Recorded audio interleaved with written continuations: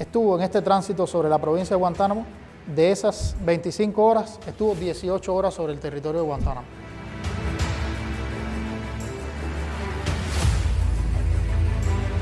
En San Antonio del Sur, por ejemplo, hubo 427 milímetros de lluvia, un lugar donde normalmente no llueve así, en poco tiempo, en periodos cortos. Minutos antes o tiempos antes de que comenzara el huracán, había sequía en San Antonio. Es decir, los ríos no estaban corriendo.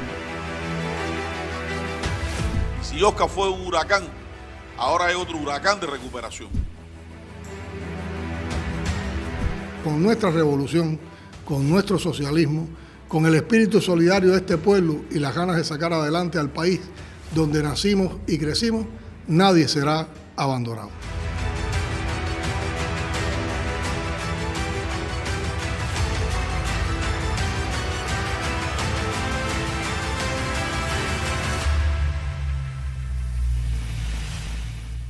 Un saludo para quienes nos siguen cotidianamente en nuestros podcasts desde cualquiera de las plataformas. Hoy, cuando pensábamos en la concepción de este programa, queríamos abordar dos temas que han estado formando parte de la actualidad de nuestro país: la emergencia energética y la recuperación de la provincia de Guantánamo tras el paso del ciclón Oscar. Con el tema de la emergencia energética, en días pasados tuvimos varios momentos en que dimos información a la población. Estamos atravesando una semana después de haber superado esa emergencia energética, también de tensiones. El próximo martes aprobaremos en el Consejo de Ministros un programa de gobierno para dar solución con acciones a corto, mediano y largo plazo,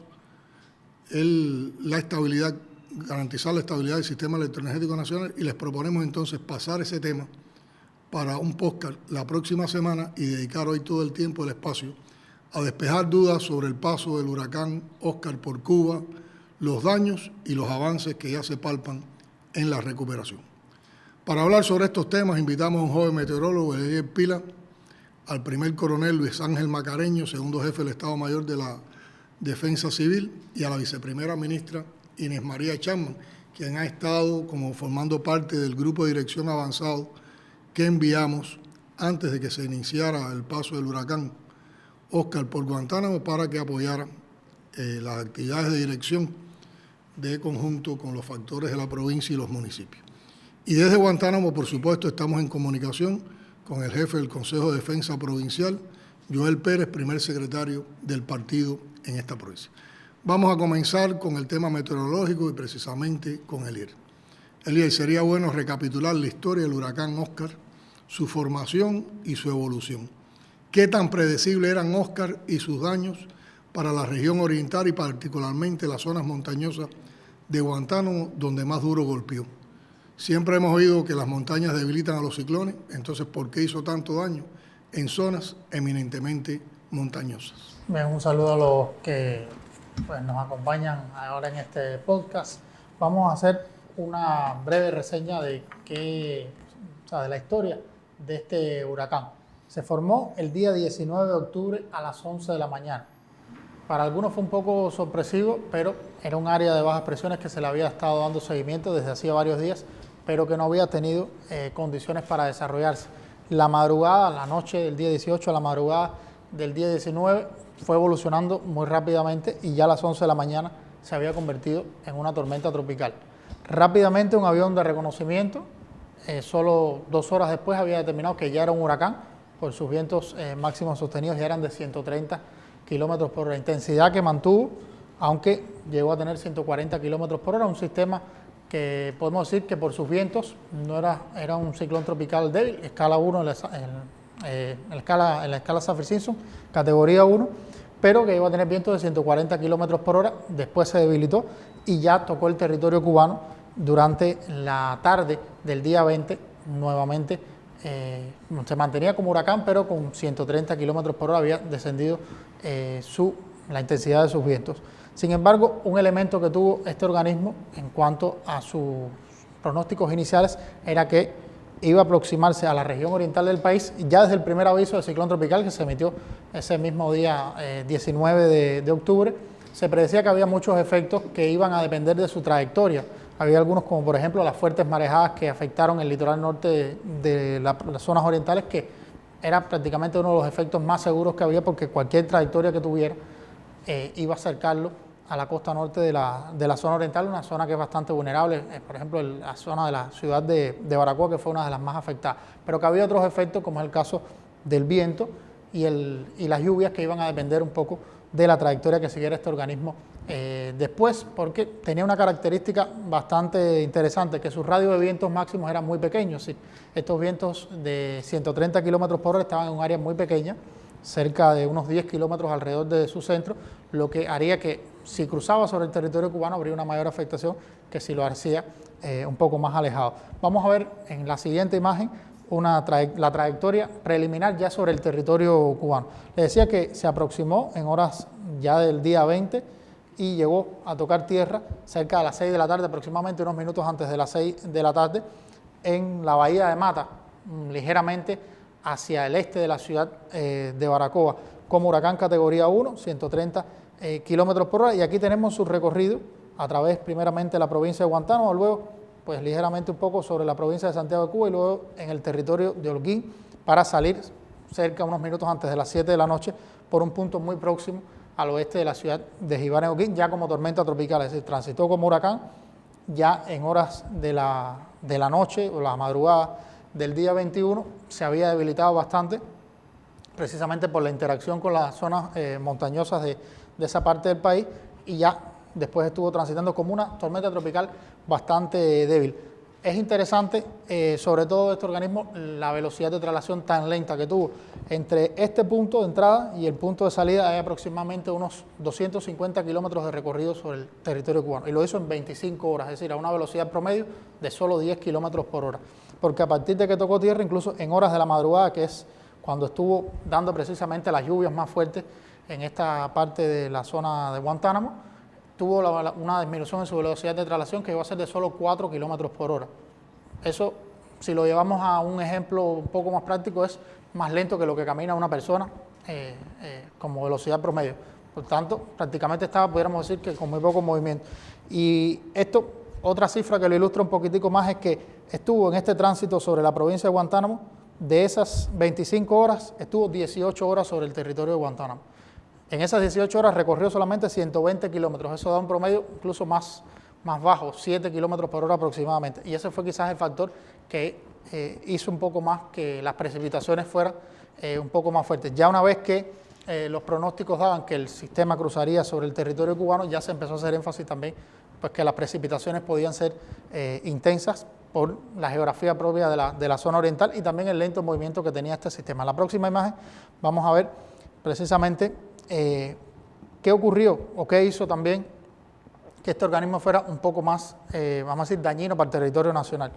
Acá tenemos uno de los pronósticos iniciales, uno de los habituales conos de trayectoria, donde se veía la trayectoria que podía tener en ese momento, que se preveía en ese momento, que incluso su centro no llegaría a tocar el territorio nacional. Por eso hacíamos énfasis en esos primeros momentos, en esos primeros avisos. Se emitieron un total de 19 avisos de ciclón tropical. Fue una información que se mantuvo constantemente, pero en esos primeros su centro podía no cruzar sobre el territorio cubano. Esta es la trayectoria real que hizo, aún dentro del cono, pero mucho más sobre el archipiélago cubano. Esto, pues, además del efecto del mar, también el efecto del viento y de la lluvia, pues lo incentivó un poco más. En la imagen siguiente vemos precisamente el radio de vientos, que era muy pequeño, y cómo estos vientos se quedaron, podemos decirlo de alguna manera bastante coloquial, en la costa norte de la zona oriental. Fue donde se vieron los mayores daños por los vientos, porque una vez que el organismo ya se debilitó, si estos vientos, esta zona, esta franja en rojo, son los vientos con fuerza de huracán, que sí se sintieron en la zona oriental, en el extremo oriental. Las estaciones de Maicí y de Jamal, dos estaciones meteorológicas, registraron vientos con fuerza de huracán, pero a partir de ahí ya los vientos fueron disminuyendo porque el sistema se debilitó bastante y por tanto los daños ya fueron siendo mucho menores, pero sí estaba el efecto de la lluvia. Y ahora le traigo en la siguiente imagen unos datos precisamente de los vientos registrados en las estaciones meteorológicas de la ciudad de Guantánamo, es decir, de la provincia de Guantánamo, para ilustrar un poco más pues estas afectaciones. Tenemos la estación de Maicí, que me dio una racha de 132 kilómetros por hora, y la estación de Jamal, que está un poco más hacia el interior, en el municipio de Baracoa, que fueron las que midieron los vientos con mayor intensidad, pero también en las estaciones del Valle de Caujerí, de Palenque y Gateras, también hubo rachas de viento bastante fuertes. Sin embargo, ya en la ciudad de Guantánamo, que cruzó bastante cerca, fue mucho menor porque era un sistema más debilitado.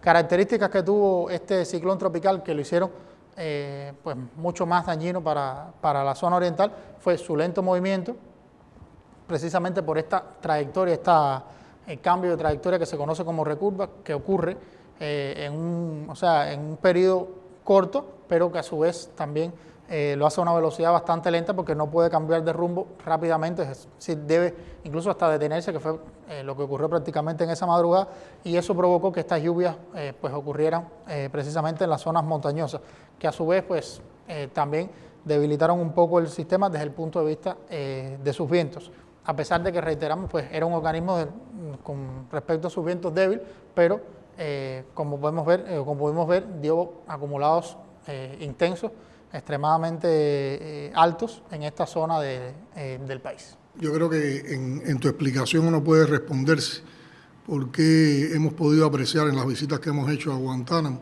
que hubo un comportamiento diferente bajo los efectos del ciclón en los municipios. Por ejemplo, Baracoa y Maicí muy afectados por los vientos, además de las lluvias. San Antonio y Mía más afectados por las lluvias, y por eso los fenómenos que se dieron ahí fueron más de inundación que de destrucción por la fuerza de los vientos.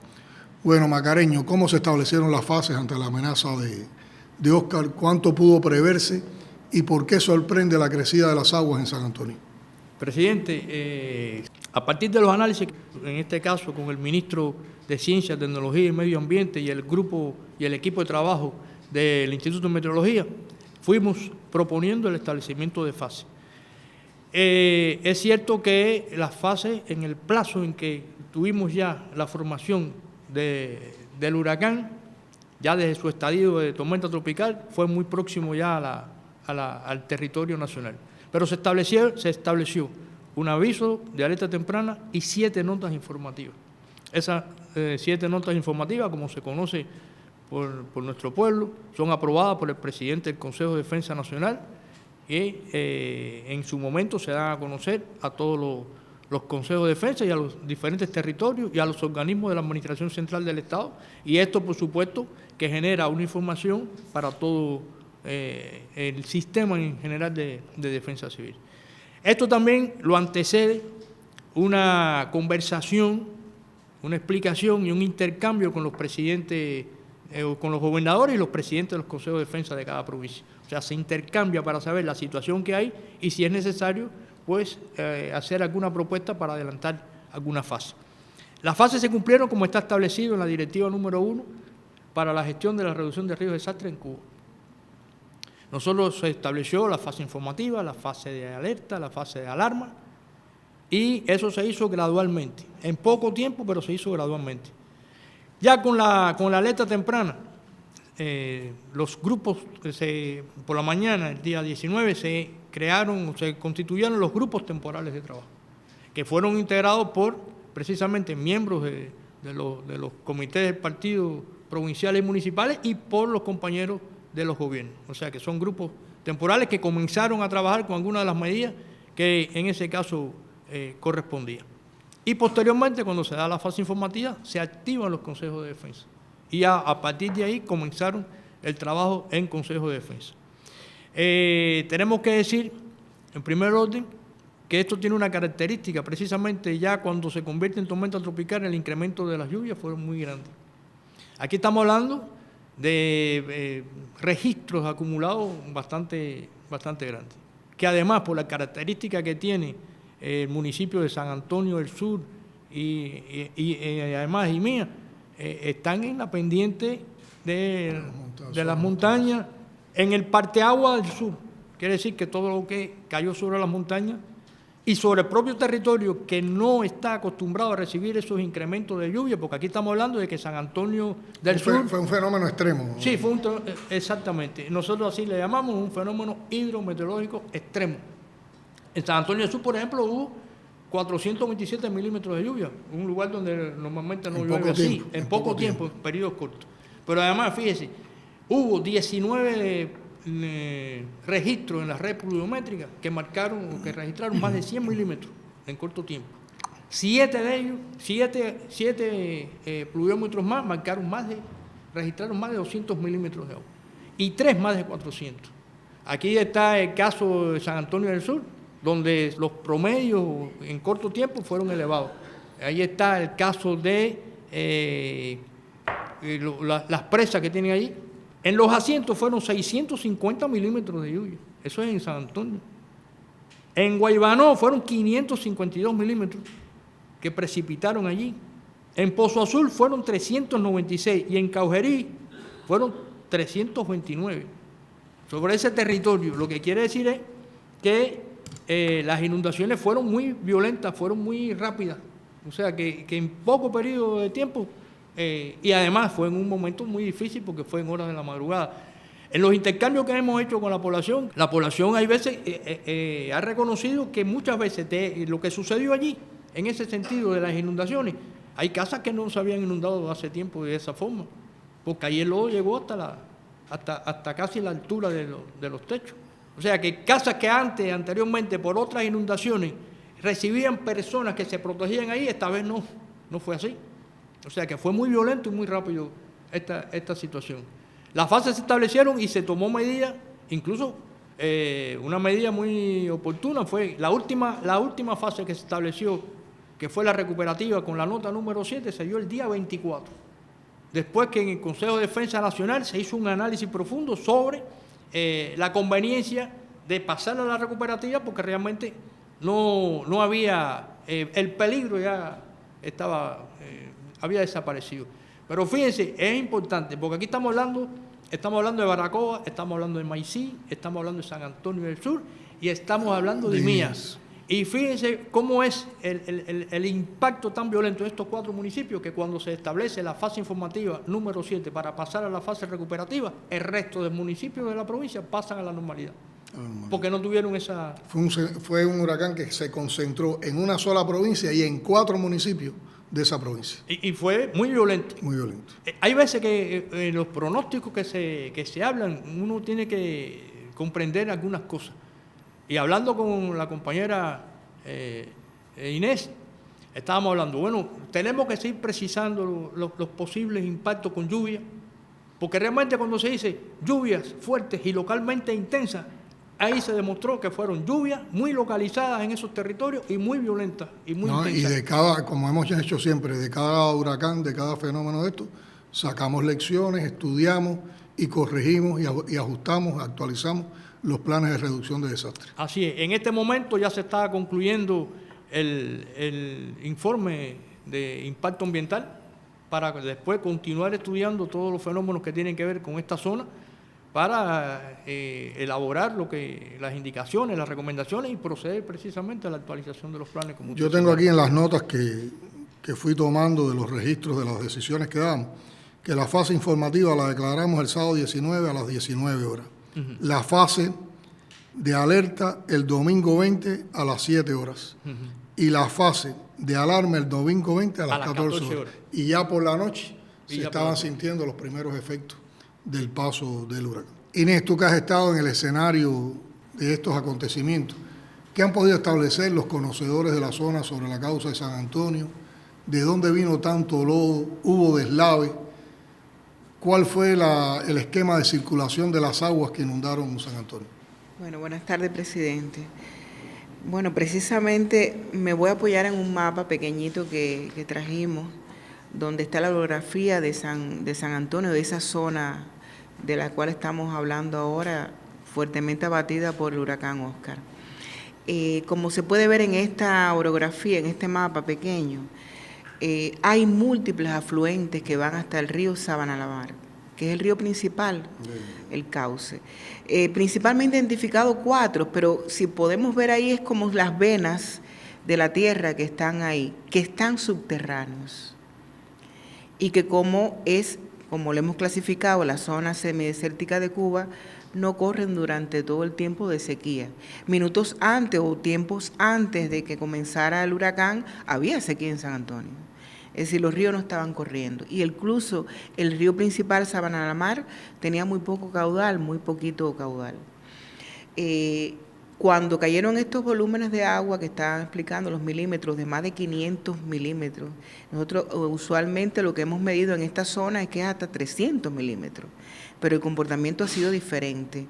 Y empezó a correr desde la misma sierra de Puriales, que es donde nace el río Sabana la Mar, y todos los afluentes empezaron a crecer. Es lo que se le conoce a los escurrimientos de la zona montañosa, que son violentos. Ese escurrimiento puede ser subterráneo y superficial, es decir, este río que corre subterráneamente, también superficial, comenzó a escurrir, pero con ello también trajo el deslizamiento de las montañas.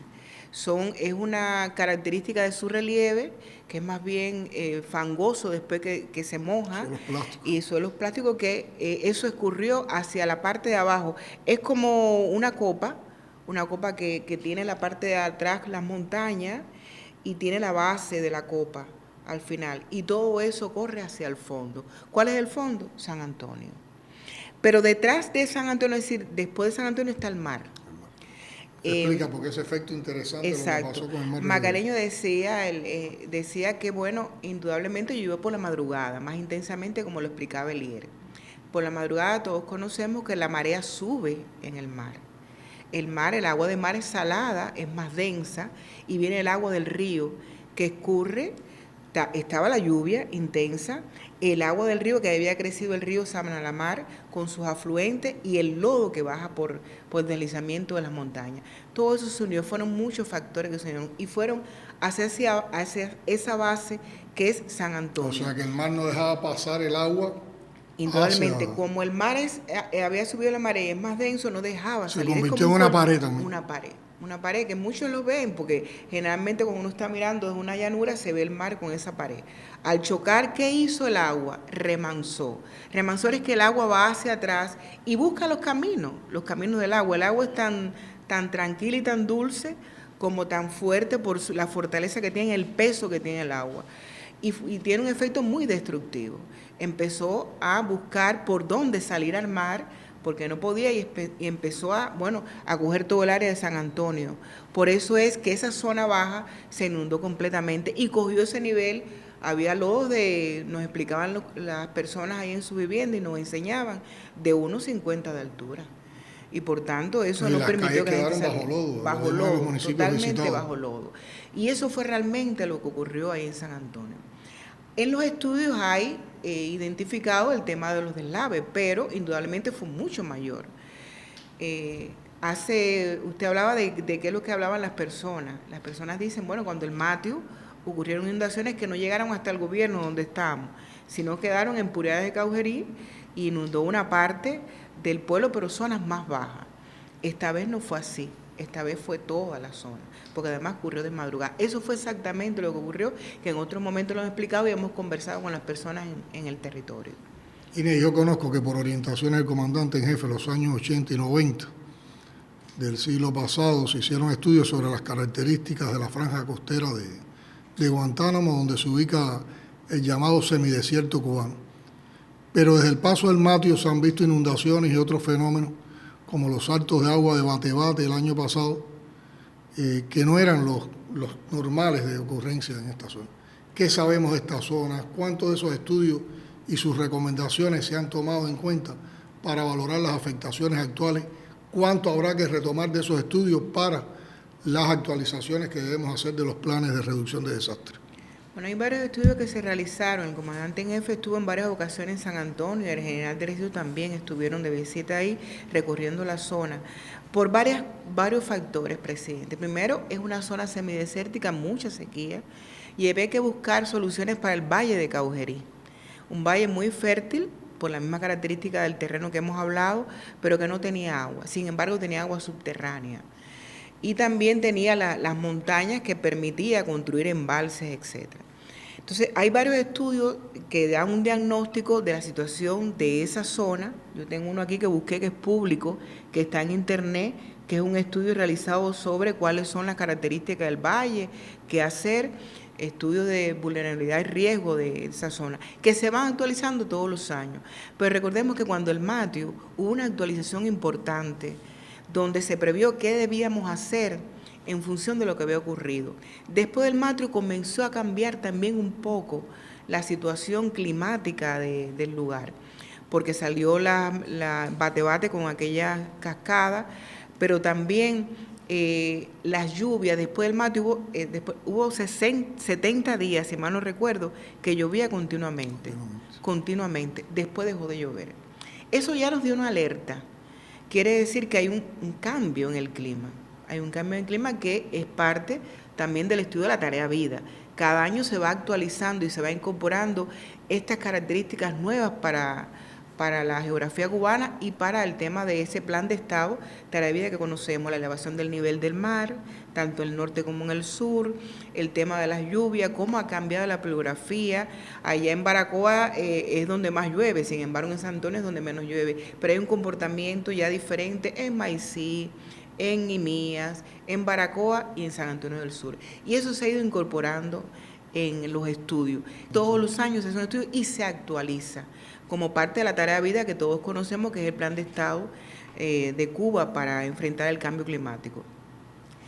El comandante en jefe en su momento, cuando visitó varias veces el lugar, dijo que había que desarrollar todo el tema de los cultivos ahí en el Valle de Caujerí. Y como Macareño hablaba ahorita de los embalses, yo creo que es bueno significar que parte de esos estudios es la construcción de 2 embalses, Pozo Azul y Los Asientos, que se conectan a través de un túnel y que permite pasar agua de un lado a otro para regar el valle de Caujerí. Los embalses con los trasvases que se han realizado para distribuir esa agua. Y eso ha permitido que, se desarrolle la agricultura en el valle. Ha permitido eliminar salinidad que tenían esos suelos producto de la sequía. Este programa hidráulico que se desarrolló, indudablemente permitió no solamente para la agricultura, sino para proteger a San Antonio. Porque es que la presa reguló avenidas, las 2 presas. ¿Qué cosa es regular las avenidas? Estos volúmenes de agua que cayeron traen como consecuencia grandes volúmenes, por supuesto, que se incorporan al río Sabana-la-Mar con sus afluentes. ¿Qué hicieron las presas? Parte de ese volumen de avenida, ellos la asumieron y transformaron esa avenida. Casi 11 millones de metros cúbicos transformaron las avenidas de las presas. Es decir, que si esos 11 millones llegan a incorporarse, hubiera desaparecido San Antonio. Se protegió al pueblo, aunque indudablemente se inundó por las lluvias, los volúmenes de lluvia que cayeron, pero cumplieron su función además de protección de la población. Y eso es importante porque es parte de la percepción de riesgo de la población, que es uno de los temas en los cuales tenemos que seguir trabajando. Siempre los operadores de la contrarrevolución y los odiadores aprovechan cualquiera de estas situaciones complejas para nuestro pueblo para desatar toda su perversidad. Y durante estos días también vimos cómo se alentaron varias noticias falsas, la más repudiable de todas cuando regaron el rumor de que se había ido a la presa Los Asientos, lo que generó un estado de pánico en una población que ya había sido dañada psicológicamente por el desastre natural, donde muchas familias perdieron lo que habían tenido como patrimonio durante tantos años. Cuéntanos, Inés, qué sucedió y cómo se enfrentó la situación allí en ese momento. Voy a contarlo desde desde el momento donde yo estaba en aquel momento y lo que vivimos personalmente. Nosotros nos encontramos en la dirección de acueducto haciendo un análisis de la estrategia para distribuir agua a la población, porque habíamos comenzado a distribuir el agua y ya llevamos 72 horas y necesitamos que toda la población recibiera el agua por diferentes vías, tanto por las redes como puntos de fácil acceso, como el tema de los propios lugares donde podían los reservorios que existían en el territorio. Y estando allí sentíamos algunos gritos de las personas, salimos a ver qué pasaba y cuando salimos a ver qué pasaba las personas corrían, yo diría la desbandada, por el susto y el pánico que tenían. Y personas repitiendo a viva voz que se había explotado la presa. Esa era la frase, explotado la presa. Conociendo la fortaleza que tiene la voluntad hidráulica en Cuba, conociendo, por supuesto, el comportamiento de los embalses y qué nivel tenían los embalses, porque ni siquiera Pozo Azul había llegado a su nivel máximo y los asientos estaba vertiendo normalmente como ocurre a través del río, que era lo que estaba corriendo. Conociendo esto, en lugar de ir hacia donde iba todo el mundo, corrimos contrario a las personas hacia la presa. Ahí mismo, en ese inmediatez, rápidamente, yo tengo que decir que nos auxiliaron con mucha valentía los compañeros de la FARC, los compañeros del MININ, que nos acompañaron hasta allá arriba. Estaba lloviendo, una lluvia fina primero, después pertinaz, y llegamos hasta el embalse. Ahí en el embalse, lo único que se nos ocurrió rápidamente fue hacer una directa que es un proceso de comunicación rápido, llamar a todas las vías para comunicar y explicamos personalmente que estaba bien la presa, enfocamos cómo estaba la presa. También los compañeros recursales, con la persona del vicepresidente recursial, fue hasta el lugar para entonces hacer con más tranquilidad una audiovisual, una información a la provincia. Bajamos inmediatamente. Por todo el camino hemos diciendo que no era verdad, que era falsa la noticia, como mismo se replicó por la radiobase, porque en el municipio se instaló una radiobase con la ayuda de Texas, de los comunicadores, donde todos los días estamos dando información de qué ocurría la venta de los productos, etcétera. Y se replicó por la radiobase y los compañeros de la FARC hicieron también un vuelo de helicóptero y con drones para filmar, que fue después lo que se mostró para que la población viera que era real lo que estábamos diciendo. Bajamos inmediatamente y ahí frente a Texas, donde usted estuvo que conversó con la población días antes, nos dirigimos a la población, le explicamos que no pasaba nada, nos ayudaron mucho los comunicadores de la televisión, de la radio ahí local y de la provincia de Guantánamo. Estaban también las autoridades locales, ya habían llegado las autoridades provinciales y ahí, bueno, nos comunicamos con la población explicándole qué es lo que había pasado, que había sido muy cruel lo que habían hecho, que eso yo digo que es una guerra psicológica, perverso, cruel. Es una expresión también de desprecio hacia una población que ha sido golpeada sentimentalmente y psicológicamente por una situación grave. Porque las personas estaban muy vulnerables ante lo que ha ocurrido. ¿Cómo alguien puede hacer eso tan cruel, de hacer eso? Incluso hay 2 personas que después sufrieron ese impacto, una rotura de cadera y un infarto en su momento, y 2 infartos que fueron trasladados a Guantánamo y que fue muy cruel. Ahí conversamos con todo el mundo, incluso nos hicieron preguntas, respondimos las preguntas y les pedimos que todos regresaran a la recuperación.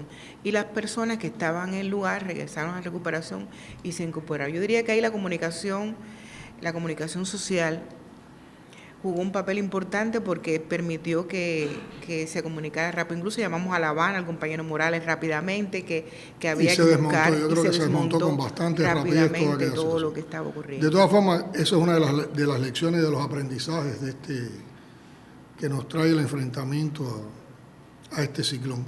Y es precisamente el papel de la comunicación. Y sobre todo cuando tenemos que comunicar en condiciones de desventaja. Porque recordemos que este huracán pasa cuando estábamos en un sistema de emergencia electroenergética, no había prácticamente energía eléctrica en casi todo el país, por lo tanto lo que dábamos a conocer por los medios de comunicación masivos, casi nadie lo estaba viendo o casi nadie lo estaba viendo, entonces hay que acudir a formas más locales de comunicación y más directas con la población. Y presidente, olvidé decir que a través de las redes sociales le llegó muchos mensajes a la población. Muchos mensajes llegaron a través de las redes y las personas creyeron en los mensajes que estaba yendo, que no eran mensajes oficiales. Así mismo. Presidente, yo creo que sería oportuno una vez más señalarle a nuestro pueblo que dentro de los sistemas de vigilancia que nosotros tenemos, el sistema de vigilancia hidrometeorológico está activado siempre porque la vigilancia sobre el estado de los embalses, incluso de los microembalses y de los canales y todas las otras obras, se mantienen un control exacto sobre ellos. O sea que no hay que temer, porque gracias a eso es que nosotros... Además, yo creo que la manera histórica en que se ha actuado desde el gobierno, desde las instituciones del partido, para ayudar a atenuar los daños que provoca el paso de cualquier huracán o eventos como este, demuestra que siempre trabajamos con la verdad. Entonces hay que confiar en la información que se da oficialmente. No tiene sentido pensar que vamos a ocultar si hay un peligro con una presa, ¿no? Los primeros que nos preocupamos cuando hay peligro con una presa somos todos nosotros y enseguida se toman las medidas para evacuar la población que está aguas abajo de una presa. importante, presidente. Nosotros le explicamos a la población cómo era un proceso de ruptura de una presa. Le explicamos cómo, incluso le pusimos el ejemplo de Lebrija en su momento, cuando el comandante en jefe, cómo se activa el sistema, aun cuando no pasó nada, cómo se activa el sistema, cómo es un proceso de ruptura de una presa, qué cosa es un sifonamiento, cómo ocurre, cuál es la vigilancia visual que se lleva a cabo, cómo hay comunicación desde la presa hacia los lugares para comunicar cualquiera de los elementos, y el tema de la percepción de cada uno de ellos. Fuimos bodega a bodega, que creemos que es un lugar donde se reúnen mucho las personas, y le dijimos a las bodegueras que tenían que ser las comunicadoras sociales para que explicaran esta explicación que le estamos dando ahora a la población, y ellas dijeron, no se preocupen, nosotros nos encargamos. Incluso los políticos de la FARC en sus lugares también, hablando con la población, explicándole, porque no teníamos comunicación, tenemos que hacerlo a viva voz. Bueno, por primera vez en estos podcasts vamos a usar la tecnología de las videoconferencias para poder comunicarnos con el primer secretario del Comité Provincial del Partido en Guantánamo.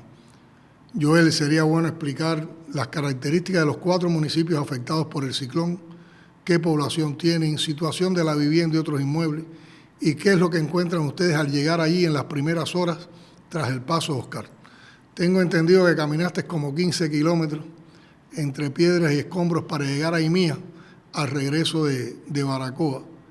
¿Cuál es hoy el estado de la infraestructura en esos lugares afectados? Un saludo a todos los participantes en el podcast y especialmente a usted, presidente, primer secretario. Bueno, decirles que realmente este fenómeno atmosférico meteorológico afectó fundamentalmente 4 territorios con una población que en los 4 agrupa 156.154 habitantes. El 30,3% de la población guantanamera se afectó. Fueron 4 municipios que tienen características diferentes, hay que decirlo así, porque Baracoa tiene una característica, es la ciudad, es el más grande asentamiento poblacional de los afectados y tiene un fondo habitacional de un 46% evaluado de bien. En el caso de Imías, que es otro de los territorios bien afectados, tiene el 66% de su fondo habitacional evaluado de bien. En el caso de Maicí hay un 65% de ese fondo habitacional evaluado de bien, y en el caso de San Antonio era un 49% de ese fondo habitacional evaluado de bien. Ahora, el impacto del fenómeno tuvo características diferentes, porque hay que decir que en Baracoa y en Maicí el efecto mayor fueron los vientos, que fue lo que más se sintió en estos 2 territorios. Y en el caso de Imías y San Antonio, como han explicado, ha sido el impacto de las intensas lluvias y los deslaves, realmente lo que afectaron a la población. Cuando usted ve, no hay viento, no azotó intensamente el viento ni en San Antonio ni en Imía. Fueron especialmente la lluvia, el deslizamiento, lo que más afectó a esa población. Bueno, el impacto realmente fue duro, presidente. Hay que decir que nosotros nos encontrábamos en Baracoa esperando el impacto por donde iba a penetrar el fenómeno meteorológico. Y en horas de la madrugada teníamos comunicación con todos los consejos de defensa, estaban todos los consejos de defensa activados y nosotros teníamos comunicación con todos los consejos de defensa. Ya sobre a las 2 de la mañana recibo el primer mensaje de Imías, que Imías me informa que estaba lloviendo intensamente y que el agua de los ríos estaba subiendo a lugares antes no vistos, es decir, estaba afectando mucho el agua del río y estaba penetrando en los lugares no vistos. También San Antonio comienza después gradualmente a informarme también que estaba penetrando agua, que estaba lloviendo intensamente, que había una intensa lluvia en San Antonio, y ya sobre las 5:30 de la mañana ya recibo una llamada de San Antonio que la precipitación y el agua del río había entrado a toda la ciudad y estaba a la altura del gobierno, del primer piso del gobierno de San Antonio del Sur. Ahí rápidamente llamamos al equipo que teníamos aquí en el municipio de Guantánamo, estaban los compañeros del MININ, los compañeros de la FARC, la vicepresidenta del Consejo de Defensa Provincial, y hacia allá se dirigieron hacia San Antonio para lograr penetrar San Antonio y hacer la labor de rescate y salvamento a las personas, porque había muchas personas que el agua su casa estaba anegada en agua, no habían podido evacuar algunas cosas, no se habían podido evacuar porque realmente habían recibido el impacto en horas de la madrugada y también con intensas lluvias que nunca habían llegado a lugares previstos. IMIAS estaba en la misma situación y en ese momento se cae la comunicación. Perdemos la comunicación con San Antonio, perdemos la comunicación con IMIAS y ahí no teníamos cómo comunicarnos ni con San Antonio ni con IMIAS. Ya sabíamos que había un grupo que iba en dirección a San Antonio. Nos comunicamos con ese grupo entrando a San Antonio y nos dice que era imposible el paso y que le habían informado de San Antonio que entre San Antonio y IMIAS el río, como así fue, se llevó un total de 3 alcantarillas que ya no daba paso a la comunicación entre San Antonio y IMIAS.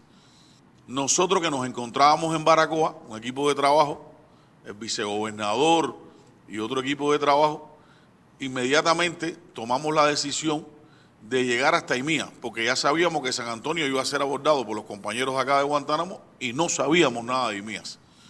Y esa fue la decisión de descender por la farola. A las 6:30 empezamos un descenso en la farola, 7 menos cuarto de la mañana, comenzamos a descender la farola. Todavía llovía mucho, ya estaban las afectaciones de algunos deslaves en la farola, de postes, palos sobre la vía, y pensábamos que ya cuando ya habíamos avanzado a la mitad de la farola, a un lugar conocido por Yumurí, ya dije, bueno, ya tenemos esto comido ya. No, comido no. De ahí para allá fue cuando empezó, realmente estaba la situación más compleja. De Yumurí para IMIAS, para llegar a Cajobao, era la peor situación. Porque hay que decir algo, Joel, que no lo hemos mencionado, que el daño a las vías de comunicación, a los viales, fue muy abrupto. Sí. Prácticamente todos estos municipios quedaron incomunicados por la destrucción de las obras de fábrica, de los puentes y de las carreteras. Yo después cuando pensiones algunos de los efectos, se los voy a anunciar, eso que usted dice. Y cuando llegamos allí a Yumurí para allá, fue imposible pasar. El primer deslave nos llevó 4 horas. Ahí se nos sumó personas, hay que decir que las personas cooperando. Ustedes no van solos. Se montó un motocerrero ahí con nosotros a fajarse ahí. Venía un cargador también que traíamos atrás del Micón, pero qué va. Ahí nos metimos 4 horas desesperados en ese momento para llegar a IMIAS. No sabíamos qué pasaba en IMIAS. Estábamos desesperados. Y usted también tenía comunicación permanente con nosotros, hay que decirlo así. Después logramos vencer ese primer obstáculo, pero llegamos a un segundo obstáculo que ahí sí se paró la cosa. Porque ahí se nos ponchó el jipe completamente de 2 gomas, se nos ponchó el cargador y entonces fue cuando decidimos iniciar a caminar para llegar a la IMIAS, porque había que llegar a IMIAS. Y entonces recuerdo el panadero de un lugar que se llama El Jou, el panadero que venía en una moto detrás de nosotros también, se montó la moto encima, pasó y nos dijo, ustedes van a pie, pero yo voy a ir avanzando a ver si encuentro un carro que los alcance. Y arrancó el panadero por ahí para abajo y buscando un carro que nos alcanzara. Pasamos, el primer lugar de IMIAS que llegamos fue a Veguitas, que es Veguitas, una comunidad que estaba muy afectada, ya se veía el río Jojó, muy desbordado totalmente, ya empezamos a ver las primeras afectaciones, personas que habían perdido todo, perdido la casa, perdido todo, estaban solamente con la ropa que tenían encima. Ahí seguimos caminando y ahí nos decían ya información de que era imposible el paso entre Veguita y Cajobao, hasta un lugar que había un deslave muy grande también. Exactamente, logramos llegar a ese deslave, pero ya al lado allá estaba el compañero de la moto de allí que nos buscó al presidente de la zona de defensa de Cajobao y es el que nos informa de la situación de Cajobao. Ahí nos dice que era realmente grande la afectación en Cajobao y que de Cajobao a IMIAS no había paso, porque un lugar conocido como La Chivera se había llevado también toda la obra de fábrica completamente ahí. Pero le dijimos, bueno, tenemos que llegar a IMIAS. Bueno, nosotros los vamos a llevar hasta la obra de fábrica. Ahí llegamos hasta la obra de fábrica y nos lanzamos a la obra de fábrica. Quiere decir que estaba corriendo el agua, estaba ahí destruida aquella obra de fábrica, logramos brincar la obra de fábrica que hay ahí, pasando por dentro del río, un equipo de trabajo, hicimos una cadeneta ahí, todos y brincamos a IMIAS. Y llegamos a IMIAS a 7 de la noche, 7:30 de la noche. Entramos al pueblo de IMIAS, oscuro, totalmente oscuro IMIAS, con muchos escombros de lodo, de fango, de agua sobre la carretera central Y cuando llegamos a IMIA, que nos presentamos al gobierno, bueno, estaban los compañeros ahí de la dirección del partido, el gobierno de IMIA, el Consejo de Defensa, reunido en IMIA, y con ellos empezamos a intercambiar y organizar toda la preparación para la recuperación inminente. Y empezamos a informarnos de lo que sabíamos y de lo que estaba pasando y actualizando la situación de IMIAS. IMIA, hay que decir que se mantuvo aislado aproximadamente 4 días ese municipio, 5 días exactamente, porque no daba comunicación y gracias a una operación aérea que hizo los compañeros de las Fuerzas Armadas, le damos los primeros alimentos, que se trasladaron 15 toneladas de alimentos a IMIAS en un primer momento. Los compañeros de la FARC, ya ahí establecemos comunicación con San Antonio por un radioaficionado, nos enteramos de todo lo sucedido en San Antonio, lo que estaba aconteciendo en San Antonio, y ahí conocen que nosotros habíamos llegado a IMIA, porque también estaba preocupado la dirección, porque nosotros no sabíamos, estábamos medio perdidos en la farola, y ya nos comunicamos y estábamos ahí en IMIAS. En esa noche llovió mucho también en IMIA, volvió a caer agua intensa en IMIA esa noche, y estábamos trabajando los compañeros del Consejo de Defensa, ya organizando cómo al otro día salir. Sabían que iban a estar aislados y dando indicaciones de cómo resistir aisladamente ahí 4 o 5 días hasta que llegara la comunicación por tierra para poder hacer conexiones y enfrentar todo un proceso. Esa fue la llegada de IMIA, presidente, y esa fue la experiencia vivida en todo el descenso de la farola ahí hacia IMIA, que teníamos que llegar a ese lugar y como digo yo, verificar qué estaba pasando en ese lugar, que no tenía comunicación por ninguna vía. Usted se entera cuando lo llamamos por vía ya teléfono satelital de la situación que estaba ahí en IMIA. Hay que decir que las principales afectaciones, presidente, de todo este evento para la provincia fueron 12.000 viviendas, 12.180 viviendas fueron afectadas en los municipios de Baracoa, Maicí, San Antonio y IMIA fundamentalmente. 56 kilómetros de vía fueron afectados, 56 kilómetros de vía fueron afectados, 8 carreteras de interés nacional y especialmente la farola. Cuando veníamos por la farola, yo recuerdo que yo le dije a usted muchas veces, jefe, me preocupa la farola está muy afectada. Y usted me dijo, no te preocupes, esa la vamos a recuperar. Vamos a llevar la vida, vamos a llevar la vida. Yo siempre me alarmó la farola porque la farola tiene puntos que están muy afectados realmente. Y hay 8 carreteras, incluido el viaducto, están afectados realmente. Y ya se trabaja en todas, en la recuperación. Se trabaja en todas esas obras, se trabaja en todas. Ya la farola da paso y se está limitando el paso, pero da paso, ya se trabaja en todas. 9 obras de fábrica afectadas y 7 puentes afectados. Hay que decir que hay afectaciones muy serias que se están trabajando y lo primero que se hizo, los primeros en llegar fueron los compañeros de la FARC, y llegaron los compañeros de las Fuerzas Armadas Revolucionarias, como siempre, llegaron primero y llegaron con equipamiento, con bulldozer, con equipamiento pesado. Inmediatamente llegó todas las empresas en Micón de la región oriental también al lugar y lo primero fue dar paso, buscando obras alternativas para dar paso. Y ya hoy están trabajando en la reconstrucción de la obra original, que también se está trabajando importante, que es un elemento muy importante para llevar toda la normalidad.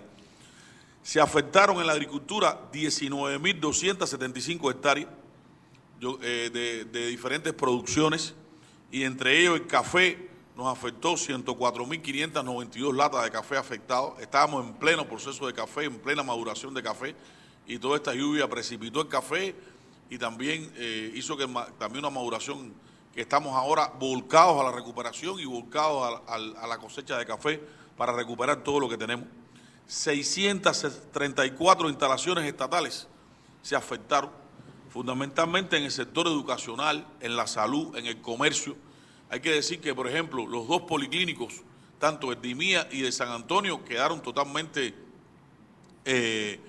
sin servicios, inutilizados, y hay que decir que hicieron una proeza los compañeros de la salud, porque en medio de esa situación buscaron alternativas.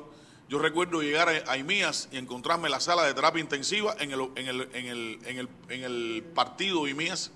Ahí se habilitó una sala de terapia intensiva en el partido de IMIAS, y se estaba dando asistencia médica a niños y ancianos en medio de esta situación, porque el lodo entró, usted pudo apreciar ahí 50 centímetros de lodo dentro de todo el hospital de IMIA, del Policlínico Hospital con cama de hospitalización de IMIAS. Igual pasó en San Antonio, que el agua entró completamente y mojó todos los equipos. También los servicios de electricidad y agua y comunicaciones fueron seriamente afectados. todos los servicios de agua y comunicación fueron bombeos de agua, quedaron bajo, sistemas de bombeo quedaron bajo agua totalmente. Y también hay que decir que hubo grandes pérdidas y daños a los bienes de consumo de las personas. Hay muchos colchones mojados, hay muchos muebles, muchos equipos electrodomésticos, mojados, personas que quedaron sin ropa. Sin ropa totalmente, que quedaron en esta situación. Bueno, pero rápidamente se convocó a un proceso recuperativo, sin esperar un segundo. Yo creo que se fue, si Oscar fue un huracán, ahora hay otro huracán de recuperación, hay que decirlo así, un huracán recuperativo, que es en función de recuperar todo. Y un huracán de solidaridad. Y hay también, eso quería decir, impresiona la muestra de solidaridad de todo Cuba y también del mundo que ha llegado a Guantánamo. Guantánamo creo que se ha convertido en la capital de la solidaridad y las muestras de cariño, de afecto de todo el mundo hacia esa población afectada. Y hay un huracán de trabajo, hay un huracán también de personas construyendo y haciendo, y bajo el concepto de que todo tiene que quedar más bello que antes, todo tiene que quedar más bello que antes, recuperado y más bonito que antes. Hoy hay que decir primero que en el caso de la protección a la población, presidente, fueron protegidas 11.395 personas durante el evento. Ya hoy quedan solo 819 personas solo protegidas en diferentes lugares. Solo nos quedan 18 familias en Baracoa en un centro de protección que estamos tomando decisiones para que esas personas puedan tener una facilidad temporal o puedan ir a casa de familia para comenzar la normalidad. Hoy hay que decirle que en el servicio de agua se logra ya un 88,3% de las personas con servicios de agua potable y se trabaja intensamente en esto. Lo ha limitado en algunos lugares, por ejemplo en Maicí, lo ha limitado que en Maicí no dejó de llover. Yo creo que el único día que no ha llovido en Maicí ha sido hoy. Todos los días ha llovido en Maicí, los ríos de Maicí están crecidos y hay acueductos que son de gravedad que hay que meterse en el río para instalar todas las conexiones. Y hay lugares tampoco que hemos podido acceder con la corriente eléctrica para instalar las conexiones eléctricas en Maicí. Pero ya hay servicios y hay territorios que avanzan. En San Antonio del Sur, por ejemplo, territorios muy afectados, hoy el sistema de acueducto está en 94% de recuperación, con 98,7% de personas que reciben agua allá con servicio del sistema de acueducto. Hay que decir también, presidente, que se ha repartido, de momento hemos repartido 300 colchones a personas vulnerables, fundamentalmente en Imías y San Antonio. Ya se liberó por el país otro nivel de colchones, 10.000 colchones nuevos que van a liberar por el país. Tenemos 1.000 aquí en la provincia que vamos a empezar ya a distribuir a las personas afectadas por este tema del colchón. Y hay que decir también que como yo, mi corta experiencia que tengo, pero yo no he visto tanto una ayuda tan rápida en el modo alimentario a las personas afectadas como ha llegado ahora. Ha llegado en medio de la crisis que estamos, en la situación que estamos, el país ha destinado una ayuda alimentaria, un módulo alimentario con más de 10 productos a las personas afectadas. 11 productos enumerados que tienen una canasta alimentaria hoy, que hay satisfacción importante. Hemos trabajado en que cada uno de los municipios afectados, a cada bodega, llegue este módulo alimentario. Ejemplo de eso es Esplanada de Duaba, que usted lo conoce. Esplanada de Duaba, una comunidad muy intrincada en Imías, Tratamos de acceder 3 veces por vía aérea, no se pudo. Después, con la ayuda de las Fuerzas Armadas, pudimos acceder con medios de transporte especializados a Esplanada de Duaba y llegar a la comunidad y dejarle ahí el módulo alimentario a las personas, con mucha satisfacción a las personas, con mucho agradecimiento a la revolución y con mucho a lo que se está haciendo también, porque cada cual recibe este módulo alimentario. Otro tema que también se ha trabajado ha sido la recuperación urgente de la agricultura. Hay que trabajar urgentemente en la recuperación de la agricultura. Inés hablaba del Valle de Caujerí, es un polo productivo muy importante afectado, pero se está trabajando con un diseño muy claro de cómo recuperar todo lo que queremos recuperar en el Valle de Caujerí y que el valle siga siendo esplendoroso como ha sido ese valle para los guantanameros y especialmente para los sanantonienses. Otro tema que hemos trabajado con fuerza ha sido la vivienda, presidente, la vivienda. Se habla de 12.610 afectaciones en la vivienda.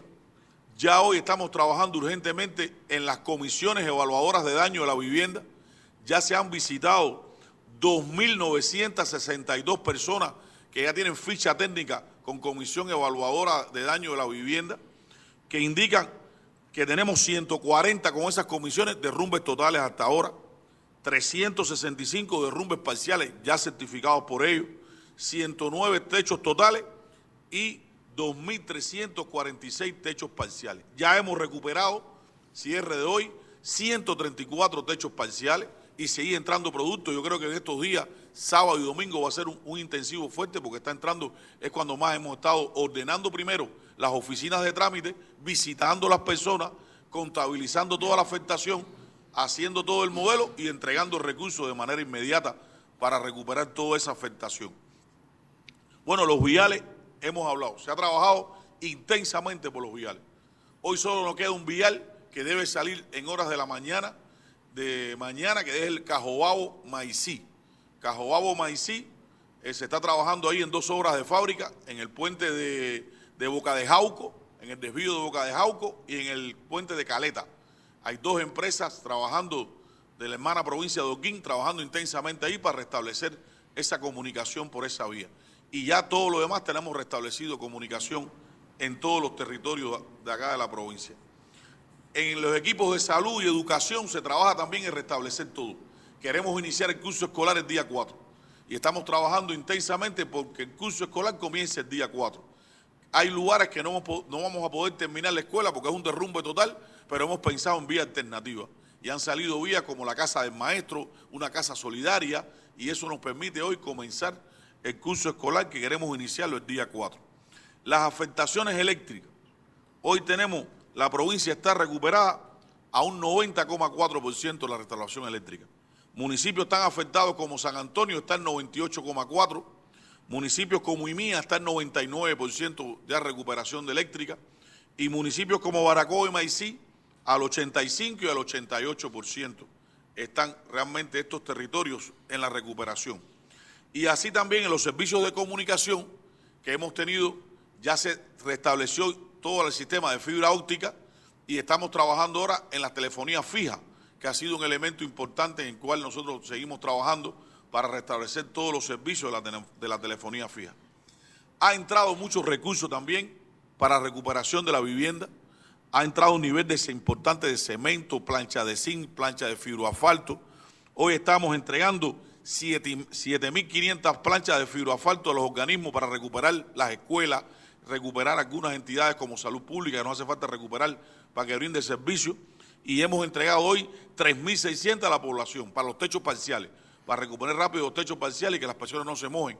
Y ahora estamos apreciando la situación que tenemos también en los próximos días y queremos avanzar rápido para que esas personas no se les mojen también lo poco que quedó y avanzar rápido en la recuperación de los techos parciales que hemos estado.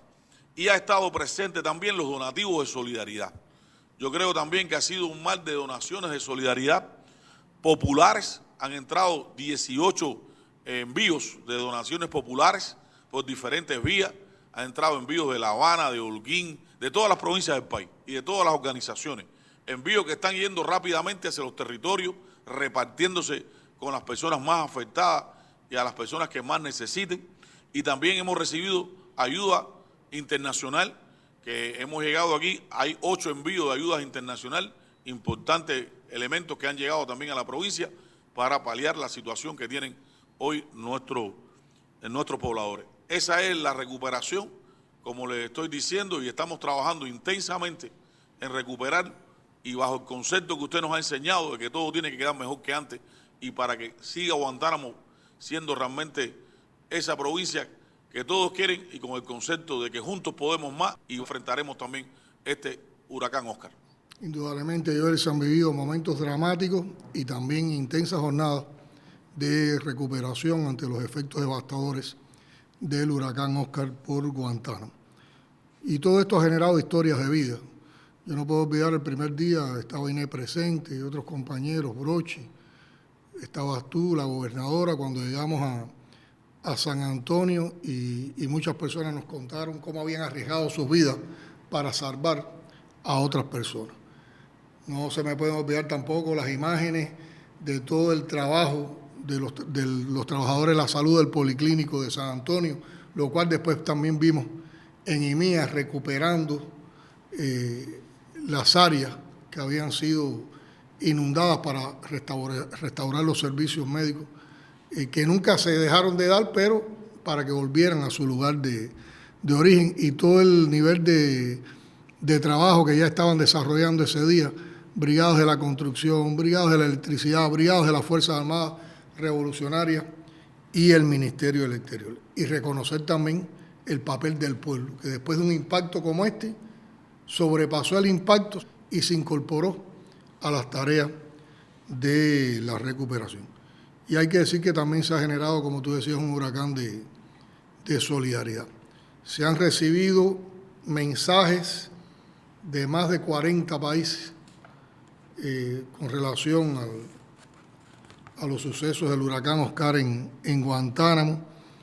Varios mandatarios de países amigos se han preocupado por la situación y en qué pueden ayudarnos. Estuvo el sistema de Naciones Unidas, primero apoyó con un grupo de recursos preposicionados que estaban en el país para situaciones como esta, y ya ha estado haciendo evaluaciones, incluso de conjunto con ustedes en visitas que realizaron con Macareño a Guantánamo para solicitar nuevas ayudas. La UNICEF, la OPS, cubanos residentes en el exterior, varios también han apoyado, las MIPYMES, la Oficina de Acción Humanitaria de la Agencia Española de Cooperación Internacional para el Desarrollo, la Sociedad Mercantil de Suministros Eléctricos ECA, empresas de capital extranjero, empresas extranjeras radicadas en Cuba, la Embajada de Bolivia en Cuba, otras empresas también que tienen relaciones con empresas cubanas, donativos financieros recibidos, y por otra parte hay que decir que se ha desatado todo un movimiento a través de nuestras organizaciones de masa de canalización de las donaciones que el pueblo espontáneamente ha estado haciendo para apoyar a los pobladores de la zona afectada. Seguramente octubre de 2024 quedará en nuestra memoria como un mes cargado de desafíos y de angustia, especialmente cuando convergieron en el tiempo la emergencia energética y el impacto del ciclón Oscar, lo que hizo que las dos situaciones acentuaran el sentimiento de vulnerabilidad que provoca la condición de ser una isla. Pero hoy estamos en condiciones de evaluar fríamente los hechos y saltan muchas lecciones a la vista. En primer lugar, como comentaba anteriormente, la comunicación. No puede subestimarse la comunicación. Es una variable que lo atraviesa todo. Y comunicarse es prepararse y preparar a las personas implicadas para enfrentar en mejor situación cualquier eventualidad. Y es evitar además que se generen noticias falsas que elevan aún más los riesgos, como pasó con los que diseminaron la falsa información de que se había ido a la cortina de la presa, o que la presidenta de la Asamblea Municipal había cometido graves errores buscando desacreditación y desconfianza en los órganos de defensa. Los denunciantes, una vez más, demostraron su perversidad cuando acuden a la mentira. Usaron nombres y rostros de la presidenta de la Guantánamo, que no tenía que ver nada con la gestión de ninguno de los municipios afectados.